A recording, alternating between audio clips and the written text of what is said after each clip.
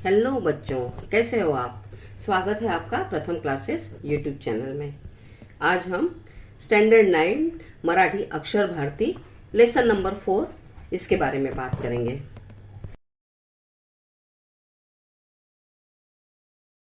इस lesson में दो part हैं। पहले पार्ट में जीआईपी रेलवे यानी इंडियन रेलवे कब स्टार्ट हुए, फर्स्ट इंडियन रेलवे के बारे में बात की गई है। ये किसने लिखे हैं? प्रबोधनकार ठाकरे, केशव सीताराम ठाकरे।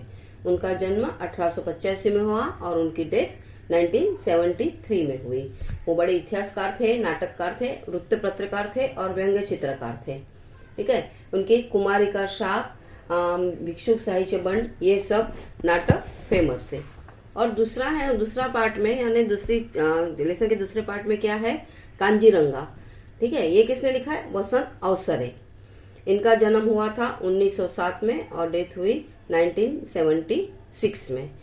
इसमें जंगल सफारी की बात की हुई है। या पाठात दोन पार्ट आहेत। पहिल्या पार्ट मध्ये जीआयपी रेल्वे म्हणजे मुंबई ते ठाणे जी पहिली रेल्वे चालू झाली त्याबद्दल माहिती दिलेली आहे। याचे लेखक आहेत प्रबोधनकार ठाकरे, केशव सीताराम ठाकरे, 1885 आणि 1973। ठाकरे म्हणजे आपल्याला ओळख द्यायची गरजच नाहीये। ते मोठे इतिहासकार होते, नाटककार होते, वृत्तपत्रकार होते आणि व्यंग्य चित्रकारही होते। भिक्षुक साहित्य बंड, कुमारिकेचे शाप हे वेगवेगळे त्यांनी नाटक लिहिलेले आहे। आणि दुसऱ्या पार्ट म्हणजे दुसऱ्या भागचं नाव आहे कांजीरंग। ह्याचे लेखक आहेत वसंत अवसरे। त्यांचा जन्म 1907 साली झाला आणि त्यांचा मृत्यू 1976 साली झाले। ते कवी होते, प्रवास वर्णकार होते। या प्रस्तुत पाठात लेखकाने कांजीरंगा अभयारण्याची जंगल सफारीचे वर्णन केलेले आहे।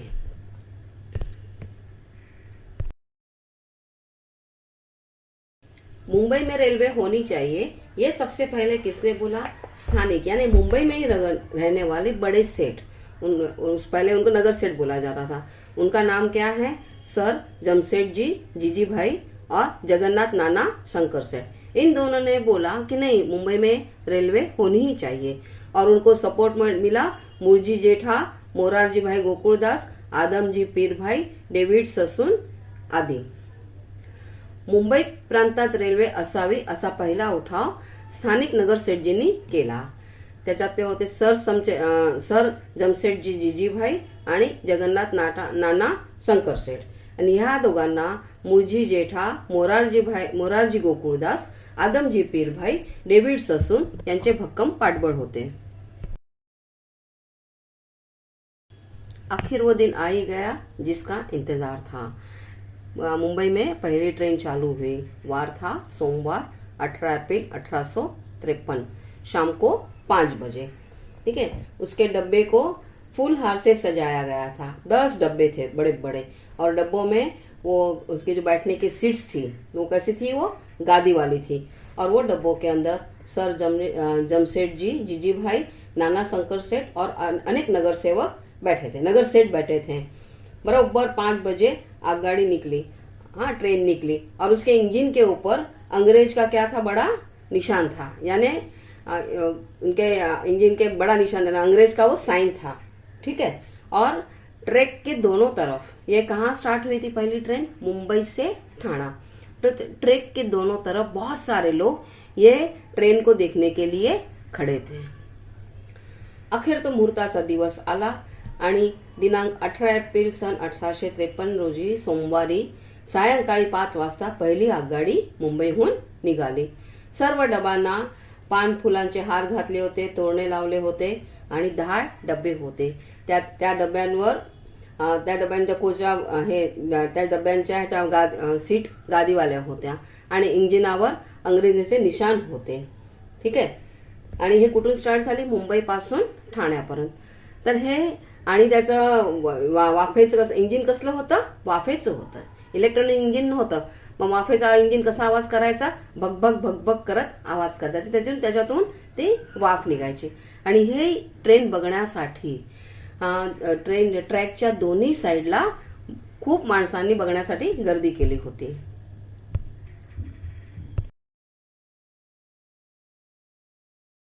पर पता है बच्चों, उस वक्त क्या है, वो लोगों का विश्वास ही नहीं हो रहा था कि ऐसे ट्रेन चल सकती है स्टीम से। ठीक है, तो उनको ऐसा आश्चर्य लगता था और उनको डर लगता था। तो क्या अफवाह उड़ी पता है कि ये जो स्टीम इंजन है ना, वो एक विलायती भूत है, यानी फॉरेन का भूत है। ठीक है, और वो आदमी को लेके जाती है, फिर कहीं जिंदे आदमी को लेके जाती है और कहीं गाड़ देते हैं। मुंबई में बड़ी बिल्डिंग बनने वाली है तो उनको उसको बेसमेंट में डालने वाली है, ऐसे अफवाह उड़ी। तो कोई लोग जाने को तैयार ही नहीं थे। रेलवे गवर्नमेंट समझा के परेशान हो गई कि ये कुछ प्रॉब्लम नहीं है, ट्रेन है, पर कोई जाने को तैयार नहीं थे। पर रियलिटी क्या थी पता है ना, उनको वो समझ में नहीं आ रहा था कि बैल भी नहीं है ना रेड़ा यानी घोड़ा भी नहीं है, खाली वो सोच रहे थे कि बिना एनिमल का ट्रेन चलती कैसे है, खाली स्टीम से गाड़ी कैसे चल सकती है, वो उनको विश्वास नहीं हो रहा था। और पानी और कोयला, इन दोनों को मिला के उसमें क्या बनाया जाता था, स्टीम होता था। वो स्टीम जब होता था तो वो ट्रेन को खींचती थी। त्या काळात काय अफवा उडाली माहिती का, की हे त्यांना लोकांना आश्चर्य वाटत होतं की अशी कशी ट्रेन चालू शकते, वाफेवर कशी ट्रेन चालू शकते। मग काय झालं, सगळे घाबरायला लागले, कोणी त्याच्यावर बसायला तयारच नाही। त्याच्यात वाफेची गाडी ही इंजिनची इंग्रजांची विलायती भुताटकी आहे किंवा पायात जीवन गाड्याला माणसे नेण्याचा हा डाव आहे, अशी अफवा पसरली। ते खरी काय गोष्ट होती की ना बैल ना रेडा ना घोडा, केवळ वाफेच्या जोरावर चालणारी ही गाडी होती। त्यामुळे लोकांना खूप आश्चर्य वाटत होतं आणि ते विश्वास पण करत नव्हते। पाण्याची आणि विस्तवाची सांगड घालून चालवलेले हे विज्ञान होते। पैसेंजर को अट्रैक्ट करने के लिए या तो उनके ट्रेन में बिठाने के लिए, उनका डर निकालने के लिए गवर्नमेंट ने बहुत ट्राई किया। जिन्होंने इसमें ट्रेवल किया था मुंबई से ठाणा और ठाणा से वापस वो मुंबई आ गए थे, वो पर्सन बताया, उनका एक्सपीरियंस बताया कि अरे वो जाके आया है, पर वो लोग विश्वास ही नहीं कर रहे थे। बाद में गवर्नमेंट ने क्या आइडिया निकाली कि जो इसमें प्रवास करेगा, जो इसमें ट्रेवलिंग करेगा, उसको 1 रुपया इनाम दिया जाएगा। ठीक है, तो वो जो जाएगा उसको सामने से टिकट निकालने की तो बात दूर ही थी, जो ये ट्रेन में बैठेगा उसको 1 रुपया दिया जाएगा। फिर बाद में जैसे लगा कि हाँ लोग आने लगे, ठीक है, बाद में इनाम की रकम कितनी हुई, 8 आने यानी 50 पैसा। फिर इनाम की रकम और कम कर दी, 4 आने। जैसे गर्दी बढ़ने लगी, मालूम पड़ने लगा, लोगों का डर जाने लगा, तो इनाम की रकम 4 आने कर दी। और उसके बाद जब लोगों का ट्रस्ट हुआ तब इनाम की रकम बंद करके गवर्नमेंट ने उसके लिए टिकट चालू की। और जो ट्रैवलिंग जैसे मुंबई से ठाणा के लिए बैलगाड़ी में बैठते तो 1 दिन लगता था पूरा, वो अब 1.25 घंटे में यानी 1 आवर 15 मिनिट में होने लगा। गव्हर्नमेंटने, रेल्वे अधिकाऱ्यांनी कितीही समजून सांगितलं तरी लोकांची भीती काही मनातून जाईना। ज्यांनी हा प्रवास केला होता ते कारकून वगैरे किंवा बरीच लोक जे सेट वगैरे गेलेले, ट्रेनमध्ये बसलेले, त्यांनी सांगितलं की बघा आम्ही जाऊन आलो, आम्ही मुंबईला गेलो, तिथून ठाण्याहून आम्ही परत आलो, तरी लोकांची भीती जात नव्हती, लोक विश्वास करत नव्हते आणि ते ट्रेनमध्ये बसत नव्हते। शेवटी रेल्वेने काय डिक्लेअर केलं की या ट्रेनमध्ये जे बसेल त्याला आम्ही 1 रुपया देणार, इनाम देणार। ठीक आहे, मग हळूहळू लोक यायला लागली। मग त्यांनी जशी माणसं आली तशी मग काय केली, इनामची रक्कम कमी केली, मग केली 50 पैसे, मग केले 4 आणे, आणि त्याच्यानंतर इनामची रक्कम बंद केली आणि त्यांनी तिकीट चालू केलं। तुम्हाला माहिती का मित्रांनो की बैलगाडीत जाण्यासाठी, मुंबईहून ठाण्यात जाण्यासाठी अगोदर एक पूर्ण दिवस लागायचा, आता तो 1.25 तासात म्हणजे 1 तास 15 मिनिटं लागू लागला। आश्चर्य वाटतं ना आपल्या या गोष्टीचा। आता मुंबई ते ठाणा आपण लोकल ट्रेनमध्ये 10 मिनिटात पोहोचतो।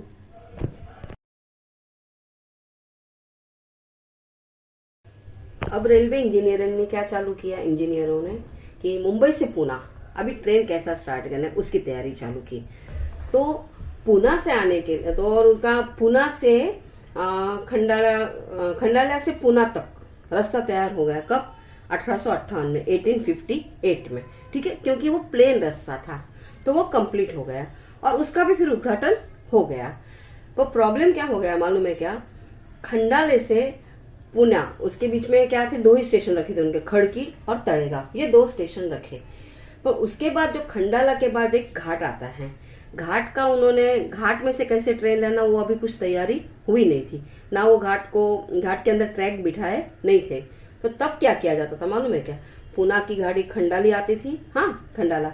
अब खंडाला में सब पैसेंजर को उतारा जाता था, उनको उसमें से पालखी, डोली, खुर्ची और बैलगाड़ी में बिठा के घाट से नीचे उतार लेते थे। ठीक है, कहाँ तक? खोपोली। और फिर खोपोली तक ये ट्रेन पहुंच गई थी। फिर सब पैसेंजर को खोपोली से वापस ट्रेन में बिठाते थे और वही ट्रेन झुक झुक झुक झुक करती हुई मुंबई आती थी। ठीक है, और ये प्रवास को यानी जे इनको कुर्सी, पालखी, ये सब कौन करता था? एक कॉन्ट्रैक्टर था, उसका नाम था, मुंबई का था वो, करसेट जी, जमशेद जी, इसने ये कॉन्ट्रैक्ट लिया था। ठीक है, यानी पुणे से मुंबई जाने के लिए 18 घंटा लगता था, क्योंकि घाट से नीचे उतरने के लिए ही 4 घंटे लगते थे। और उस टाइम पे 18 घंटे आने उनको ऐसा लगता था कि अरे बाप रे, हम तो बहुत जल्दी पहुंच गए। रेल्वे इंजिनियर इथंच थांबले नाही, त्यांनी पुढे मुंबई आणि पुण्याचा एक प्रवास चालू केला। ठीक आहे, तर सुरुवातीला काय झालं की खंडाळ्याहून पुण्यापर्यंतचा जो सपाट रस्ता होता तिथपर्यंत रेल्वे चालू झाली आणि त्याचं उद्घाटन पण झालं, त्याचं ओपनिंग सेरेमनी केलं आणि 1858च्या फेब्रुवारीला ते पूर्ण झालं। पण आता काय व्हायचं, खंडाळा आणि पुण्याचा रस्ता तो सपाट असल्यामुळे ते ट्रॅक्स लवकर बसले, पण खंडाळ्याच्या पुढे घाट होता। ठीक आहे, तर ह्यांनी सुरुवातीला काय केलं, खंडाळा ते पुणे दरम्यान दोनच स्टेशन ठेवले, खडकी आणि तळेगाव। त्याच्यानंतर बोरघाटचे काम अजून चालू होते, त्याच्यामध्ये ट्रॅक बसवलेले नव्हते। तर तेव्हा त्यांनी काय आयडिया केली की पुण्यातून गाडी खंडाळ्यापर्यंत यायची, खंडाळ्यामध्ये सगळ्या पॅसेंजरांना खाली उतरायला लावायचं आणि त्या पॅसेंजरांना पालख्या, डोल्या, खुर्च्या आणि बैलगाडीत बसून घाटावरून खाली उतरवायचं। आणि हे काम कोण करायचं? मुंबईचे कंत्राटदार होते, करसेटजी, जमशेदजी। ठीक आहे, आणि त्याच्यानंतर परत खोपोलीला आला की येथून पुन्हा त्यांना गाडीत बसवायचे आणि ती गाडी झुकझुक झुकझुक करत मुंबईला यायची। समजलं? असं पण हे सगळं करताना त्या काळात मुंबई ते पुणे येण्यासाठी 18 तास लागायचे आणि ते त्या लोकांना खूप आश्चर्य वाटायचं। अब हम बात करेंगे आसाम के शांत ग्रीनरी वाला हिरवागार कर्दन्न भूमि, और उसका नाम है कांजीरंगा, वो है अभयारण्य। आता आपण बोलूया आसामच्या शांत हिरवागार कर्दन्य भूमीकडे, एक प्रवास जिथे इंजिनाची जागा निसर्गाने घेतलेली आहे।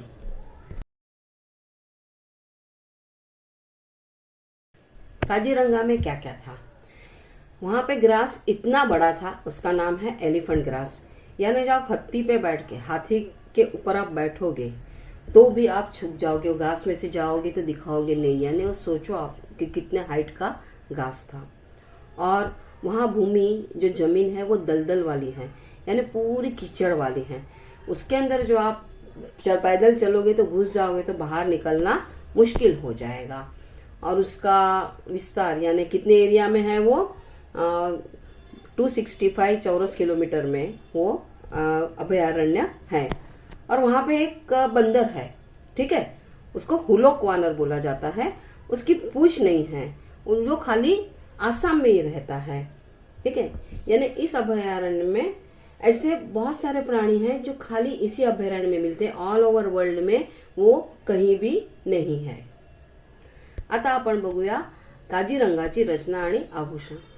तिथे एवढं मोठा घास आहे, त्याचं नाव आहे एलिफंट ग्रास, की हातीवर तुम्ही बसलात आणि ते जंगलातून तुम्ही त्याच्यातून चालू लागला तरी तुम्ही दिसणार नाही। म्हणजे तुम्ही विचार करा की केवढं उंच असेल ग्रास, केवढे मोठे मोठे तो गवत असतील तिकडं, म्हणून त्याला एलिफंट ग्रास हे नाव दिलंय। आणि कर्दम भूमी म्हणजे कांजीरंगाची भूमी दलदलीची आहे। दलदल म्हणजे चिखलवाली आहे, की तुम्ही त्यात पाय दिला तर त्यात तुम्ही रुतून बसाल, तुम्ही बाहेर येऊ शकणार नाही। कमरेइतक्या चिखलातून फिरणे माणसाला तिकडे अशक्य आहे। ठीक आहे, आणि तिकडे एक वानर आहे, त्याला हुलांक वानर म्हणतात। तो पुच्छविहीन म्हणजे त्याची शेपूट नाहीये, तो फक्त आसाममध्ये आढळतो। या अभयारण्यामध्ये बरेच असे प्राणी आहेत, ते कुठेही जगात नाहीयेत, फक्त याच अभयारण्यामध्ये आसाममध्ये आहेत। इस अभयारण्य में और एक है प्राणी, वो सब बहुत ज्यादा बड़ा विशालकाय प्राणी है, उसको गेंडा बोलते हैं। एक शिंगी गेंडा उसका नाम है। एक शिंगी क्यों बोला जाता है कि उसके नाक के ऊपर एक हॉर्न है, और वर्ल्ड में चौथे नंबर का सबसे बड़ा ये प्राणी है, ठीक है। और वो आसाम का प्रतीक माना जाता है। तो आसाम में आप जहां भी जाओगे तो इनका पुतला हर जगह रहता है, ये गेंडे का, ठीक है। गेंडा गेंडा यानी ये, इसको ऐसे बहुत सारी गैर समझ है कि उसको अक्कल नहीं रहती है, पर वैसा नहीं है। वो बहुत अच्छा है, समझदार प्राणी है। और वो गेंडा शरीर को खुद के शरीर को ठंडा रखने के लिए चिक्खल यानी वो जो दलदल रहती है, और दलदल रहती है उसमें वो रहता है, यानी उसका शरीर यानी उसका अंग ठंडा रहता है, ठीक है। और उसके नाक के ऊपर जो हॉर्न है, हाँ, वो उसकी किंमत हजारों रुपए है। आता आपण बोलूया आसाममध्ये अभयारण्यामध्ये असणारा एक शिंगी गेंडा, ठीक आहे। त्याचं स्थान काय, जगातील प्रचंड काय पाण्यातला तो प्राण्यातला तो चौथ्या क्रमांकाचा आहे। त्या आसामचा हा एक प्रतीक आहे, ठीक आहे, राज्याचा प्रतीक आहे। आणि आसामात तुम्ही कुठेही जाल तर त्याचे पुतळे असतात। गैरसमज काय की गेंडा हा निर्बुद्ध आणि टाकाऊ प्राणी आहे, पण खरं सत्य काय माहिती का, तो अत्यंत शहाणा आणि सामाजिक आरोग्य भोगता आहे। तो शरीर थंड राखण्यासाठी चिखलाचा वापर करतो, आणि संबंध जंगलात तो आपली विष्ठा टाकण्यासाठी फक्त एकाच जागेचा वापर करतो, जेणेकरून इतरांना त्रास होऊ नये। आणि त्याच्या नाकावर एक शिंग आहे ना, एक शिंग असतं, म्हणजे त्याचं एक शिंगी गेंडा नाव पडलं। त्याची किंमत हजारों रुपयात आहे। लेखक और उनके फ्रेंड अभयारण्य घूमने निकलते हैं, तो किसके ऊपर जाएंगे? वो उस पे गए थे हथिनी थी, उसका नाम था वैजंती। वो इतना स्मूथली चलती थी, एकदम स्लोली, यानी मालूम ही नहीं पड़ता था, स्लोली स्लोली स्लोली चलती थी। और वो निर्भय थी। वन्य पशु सामने आते थे, क्योंकि जंगल में जाएंगे, अभयारण्य में तो बहुत सारे प्राणी आते थे, तो वो डरती नहीं थी, स्टॉप हो जाती थी और बिना डरे साइड चेंज कर देती थी। और उसके पैर का बिल्कुल भी आवाज नहीं होता था। और यानी वो प्राणी के बाजू में जाती थी तो भी मालूम इतना स्लोली स्लोली चलता था। और वो इतने बड़े बड़े घास रहता था वहां पे, मालूम एलिफेंट ग्रास रहता है, और चिक्खल रहता है, दलदल रहती, उसमें से वो आराम से रास्ता निकालती थी। इस तरह लेखक ने उधर का पूरा अभयारण्य देखा। लेखक आहे ना, अभयारण्य बघायला जातात, ते कशावर बसतात? हत्तीनीवर बसतात, हा। आणि त्याचं नाव होतं वैजंती। ती इतकी स्मूथ चालायची, इतकी व्यवस्थित चाललेली, त्याची उपमा लेखकाने दिली, रेशमाची साडी सळसावी तशी तिची चाल। ती निर्भय होती, ती वन्य पशुला घाबरत नव्हती, आणि ती शांतपणे चालायची। किंवा शिकार आलं किंवा कोणी प्राणी आले तरी एकदम स्लोली आवाज न करता चालायची, आणि दाट गवतातून चिखलातून ती सहजपणे मार्ग काढत होती।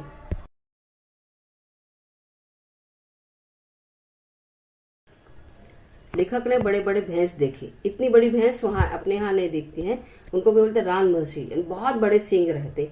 वो जब घास में से चलती थी तो उनके चलने की वजह से घास के अंदर जो छोटे छोटे कीड़े थे वो हवा में उड़ते थे, और वो कीटक को खाने के लिए गाय बगड़े यानी एक बगले रहते थे, वो भैंस के पीठ के ऊपर बैठते थे। जैसे वो भैंस चलेगी तो कीड़े उड़ेंगे तो ऊपर बगला बैठा है वो खा लेगा। तो वो सोच के लेखक क्या सोचता है कि ये काड़ाभोर मछली यानी एक प्रकार का निसर्ग का ब्लैक बर्ड है, और व्हाइट बगले और ये जो कीटक उड़ रहे हैं, जो भगवान ने रखे हुए छोटे छोटे बिंदू है, ऐसा वो सोचते हैं। लेखकाने यात निसर्गाची साखळी बघितलेली आहे। विशालकाय शिंगाच्या लहान म्हशी गावातून चालतात, तेव्हा त्यांच्या पावलामुळे गवतातील कीटक घाबरून हवेत उडतात, आणि कीटक खाण्यासाठी गाय बगळे म्हशीच्या पाठीवर येऊन बसतात। काळ्याभोर म्हशीवर बसलेले पांढरे बगळे म्हणजे जणू निसर्गाने कागदावर चित्रित केलेल्या कलाकृतीच।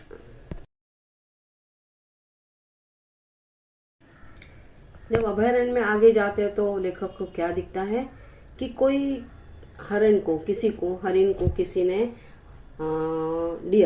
हरिण यानी डियर को किसी प्राणी ने मार दिया है अपने बड़े बड़े हॉर्न से, ठीक है। तो वो मरा हुआ पड़ा है, तो वो देख के मन जरा खराब हो जाता है। उसके आगे निकलते हैं तो उनको एक सारंग किसको बोलते हैं मालूम है क्या? कि वो हिरन के ही एक प्रकार है, पर वो ब्लैकिश रहते हैं और उसके ऊपर ब्लैक डॉट रहते। वो स्पीड से भागते हुए जा रहे थे और सब लोग एक साथ भागते हैं ना, सब प्राणी, तो इतना सुंदर लग रहा था। वो देख के लेखक का मन प्रसन्न हो गया। पुढे जाताच एका डबक्याकडे हरणाचे मृत शरीर दिसले। एक आंधळ्या आंधळ्या वेड्या लहरीने सुंदर जीवनाचा अंत झाला। ते बघून लेखकाचं मन खट्टू झालं आणि पुढे त्यांनी काय बघितलं, सारंग हरणाचा कळप बघितला। काळसर अंगावर पांढुरके ठिपके असलेली हरणे हवेत उड्या मारतात तेव्हा आकाशात एखाद्या काळ्या पांढऱ्या ढग तरंगल्यासारखे वाटते।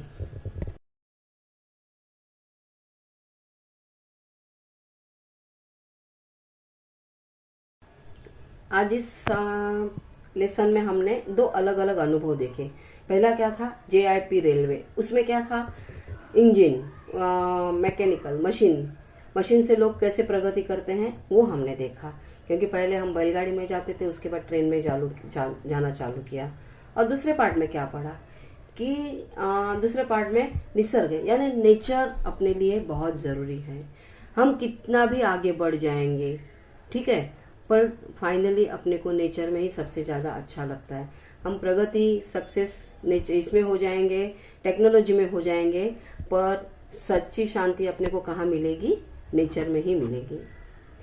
आजच्या याच्यात आपण काय शिकलो, काय बघितलं की टेक्निकल आपण मेकॅनिकल खूप पुढे गेलो, मशीन पुढे गेलो, बैलगाडीवरून आपण ट्रेन मध्ये आलो, ते आपल्या माणसाचं प्रोग्रेस बघितलं।